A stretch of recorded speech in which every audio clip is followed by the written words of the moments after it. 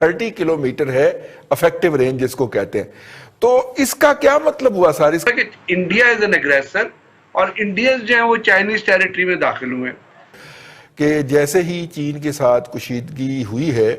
तो इंडिया के जो वजीर दिफा हैं वो पहुंचे हैं रूस, और बहाना ये था कि वहाँ पे रूस का वो जो सालाना परेड शरेड होती है, उनका सालाना दिन था, वहाँ पे पहुंचे हैं और उन्होंने फास्ट ट्रैक डिलीवरी की बात की। 12 जो थे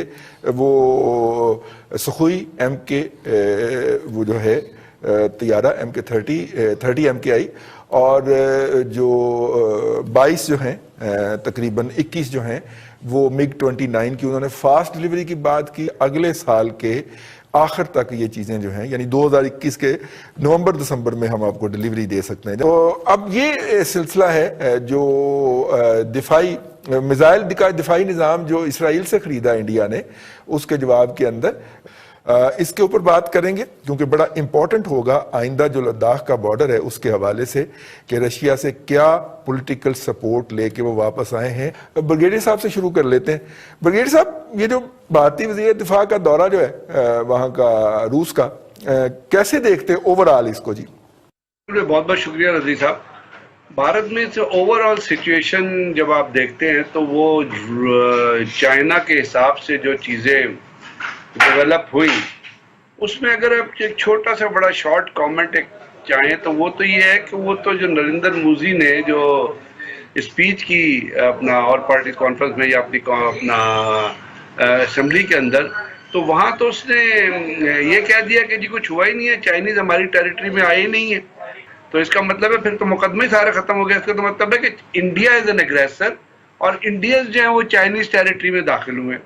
अब जब इंडियन चाइनीज टेरिटरी उस टेरिटरी में, नरेंद्र मोदी खुद कह रहा है, मैं नहीं कह रहा कि जी चाइनीज हमारी टेरिटरी में नहीं आए हैं, इसका मतलब इशू कोई नहीं।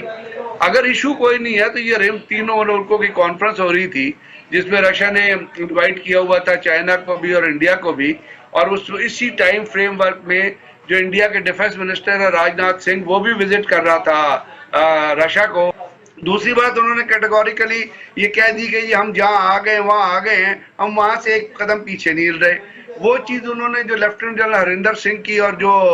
कमांडर 14 कोर हैं उनकी और जो चाइनीज सेक्टर कमांडर की मुलाकात हुई थी, उसमें भी उन्होंने यही कहा था कि जी हम ना कैंप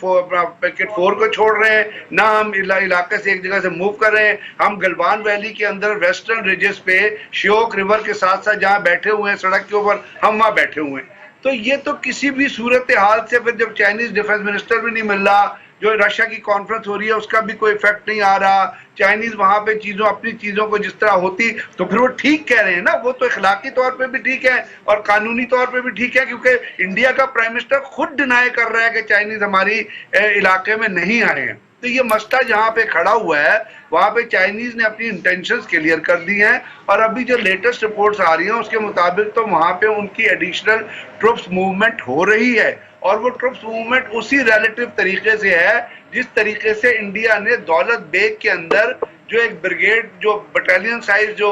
एक कैंप था, उसको ब्रिगेड लेवल पे डेवलप करके उसको वो इंटरकनेक्टिविटी दे रहे थे। क्योंकि जब अमित शाह ने आके इंडियन कांग्रेस में कहा, इंडियन असेंबली में कहा कि हम अक्षय चिन्ह हर हालत में लेके रहेंगे, तो अक्षय चिन्ह पे तो चाइनीज इस वक्त बैठे हुए हैं ना। सो यहाँ पे जब आप दौलत बेग में दौलत बेग ओल्डी पे जब बेस बनाते हैं, इसका मतलब है यू आर एंटरिंग और उसको इंटरनल कनेक्टिविटी देते हैं, तो इसका मतलब है आप अक्सिन चीन की तरफ भी जाना चाहते हैं। कराकोरम पास वहां से 18 किलोमीटर बनता है, तो इसका मतलब है कि आप उस तरफ भी एडवांस करना चाहते हैं। जो आज मैं इंडियन टीवी देख रहा था, जो सैटेलाइट से इमेजेस उन्होंने दिखाए हैं, उसके अंदर टैंक्स भी नजर आ रहे हैं, 12 जो हैं वो लॉन्ग रेंज उसमें तोपें भी नजर आ रही हैं जी,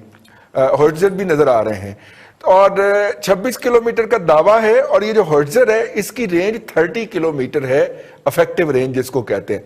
तो इसका क्या मतलब हुआ सर? आपको याद होगा उसके फुटेजेस टीवी पे भी रिलीज हुए थे, मीडिया पे भी रिलीज हुए थे, और वो जो एक्सरसाइज उन्होंने किया वहां उन्होंने आपने जो अपनी long range artillery, short range artillery, और उसको उन्होंने फिर डबटेल किया है हेलीकॉप्टर्स और जहाँ अपनी एयरफोर्स की मूवमेंट के साथ दी, और वो उन्होंने एक्सरसाइज जो है वो हर एक को बता के वहां पे किया है। दूसरी जो चीज आप कर रहे हैं वहां पे वो जिस जगह तक आ गए हैं ना, वो बनता है मतलब 60 स्क्वायर किलोमीटर तो चाइनीज इंडियंस खुद कह रहे थे ना, क्योंकि वहां पे चाइनीज आए हैं गलवान वैली के, ना गलवान वैली पे उनका बड़ा पुराना क्लेम है। ये नहीं कि वो कोई ऐसी चीज है जिसके अंदर उन्होंने आके, वो जब लाइन ऑफ एक्चुअल कंट्रोल की आप बात करते हैं तो आपको याद होगा 1962 में जिस जगह तक चाइनीज आए थे वहां से वो एक पीस एफर्ट के तौर पे line of actual control define करते हुए वो वहां से कोई 12 किलोमीटर पीछे चले गए थे जिस जगह आके वो रुके थे। तो अब जब मैं तो सिर्फ ये कहता हूं कि जब नरेंद्र मोदी ने डिनाई कर दिया कि हमारे इलाके में कोई आया ही नहीं है, तो इसका मतलब है चाइनीज इस वक्त अपने इलाके में बैठे हुए हैं। अब इंटेंशन उनकी काफी सामने खुल के आ गई है कि वो एक चीज को देखते हैं जो सी पैक के ऊपर भी इफेक्ट कर रही है, नेपाल के ऊपर भी इफेक्ट कर रही है, रीजनल कंट्रीज के ऊपर इफेक्ट कर रही है, और जब ये कहता है कि जब हमने ऑक्सीजन लेना है तो वो उनके ऊपर डायरेक्टली इफेक्ट कर रही है, तो वो क्यों वहां रुकेंगे, वो तो आगे बढ़ना चाहेंगे वहां से। कि क्या इंडिया की मौजूदा क़यादत जो है वो वहां तक बेंड होना अफोर्ड कर सकती है पॉलिटिकल फ्रंट के ऊपर, जब उन्होंने 57 इंच की छाती कह के और लोगों को पंप कर रखा हो, और वहां पे वो जो एंकर हैं और मीडिया जो है अर्नब गोस्वामी जैसे, वो उन्होंने दिन रात अवाम का दिमाग खराब कर रखा हो, तो ये तो सर पॉलिटिकल कॉस्ट ही नहीं पड़ जाएगी उसको, बहुत खौफनाक किस्म की। अब जो एग्रेशन हुआ इंडिया की तरफ से हुआ खित्ते में भी, और हाँ अगर वो चढ़ रहा है तो हमारी तरफ, क्योंकि हमारी जो हुक्मरान है माशाल्लाह उन्होंने फॉल ऑफ ढाका के बाद फॉल ऑफ कश्मीर तो करार दे ही दिया, और हमारे लिए बड़ी शर्म की बात है। और ये डिबेट सिर्फ हम नहीं कर रहे, ये पल पार्लियामेंट के फ्लोर पर ख्वाजा साद रफीक ने भी ये बात की है, और उन्होंने कहा कि जनाब फॉल ऑफ कश्मीर तो हो चुका है, और वाकई हो चुका है। और हम सिर्फ और सिर्फ OIC या अब हमारे वजीर खारजा, एक आखिरी बात, हमारे वजीर खारजा साहब कह रहे हैं कि जनाब कोरोना की वजह से मैं तो कहीं जा नहीं रहा, मेरा तो कोई रोल नहीं रहा, अब जो है ना मैं इत्तेहादियों के साथ बातचीत करूंगा। ये तो हमारी हुकूमत का हाल है, शर्म की बात है। भट्टी साहब, $4 बिलियन की फॉरेन डायरेक्ट इन्वेस्टमेंट है सालाना, $4 बिलियन से प्लस ही होती है चाइना की इंडिया के अंदर, और 5 वहां पे जी जो मोबाइल फोन के ब्रांड्स हैं उनमें से 4 चाइनीज हैं, और $70 बिलियन की तो सिर्फ इंपोर्ट्स हैं, और वो इंपोर्ट्स मेजोरिटी इंडिया की जो इंडस्ट्री है उसका रॉ मटेरियल होती हैं, सेमी फिनिश्ड गुड मंगवा के इंडिया फिनिश करता है। तो अब आप देख लें इतने इकोनॉमिक इंटरेस्ट हैं। चाइनीज कभी उनकी देख लें वो किसी जंग में इन्वॉल्व नहीं हुए आज तक, किसी दुनिया की बड़ी जंग में।